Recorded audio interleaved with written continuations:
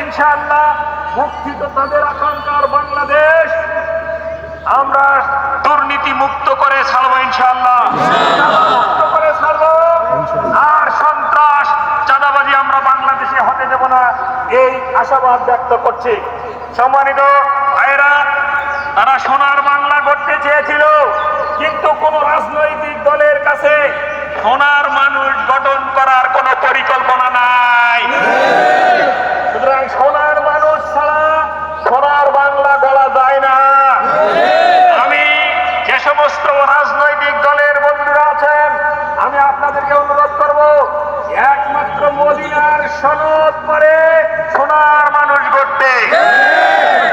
আপনারাও যদি সত্যি সোনার বাংলা চান, তাহলে মদিনার যে রাষ্ট্র ব্যবস্থা আল্লাহর নবী প্রতিষ্ঠিত করেছিলেন, সেই রাষ্ট্র ব্যবস্থার আলোকে বাংলাদেশকে গড়ার সিদ্ধান্ত নিন।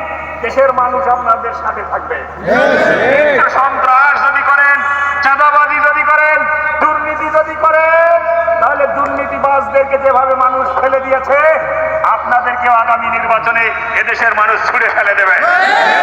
আমরা আশা করছি আজকের এই বিজয় দিবসে আমরা এই সিদ্ধান্ত নিয়ে বাড়ি ফিরতে চাই, যে এই সিদ্ধান্ত নিয়ে বাড়ি ফিরতে চাই, মুক্তিযোদ্ধারা যে কারণে জীবন দিয়েছে সোনার বাংলা গড়ার জন্য। আসুন আমরা শপথ গ্রহণ করি, সোনার বাংলা গড়ার জন্য সোনার মানুষ দিয়ে বাংলাদেশকে সাজাতে চাই। রাজি আছেন কিনা?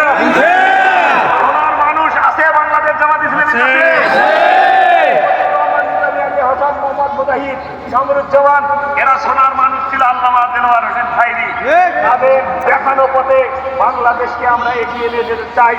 মহান স্রষ্টা যেন আমাদের বাংলাদেশকে স্বাধীনতা যুদ্ধের আকাঙ্ক্ষার বাংলাদেশ, দুর্নীতি চাঁদামুক্ত, দুর্নীতিমুক্ত বাংলাদেশ গড়ার তৌফিক দান করেন, এই আশাবাদ ব্যক্ত করে আপনাদেরকে সবাইকে আজকের এই মিছিলে আসার জন্য আমার পক্ষ থেকে ধন্যবাদ।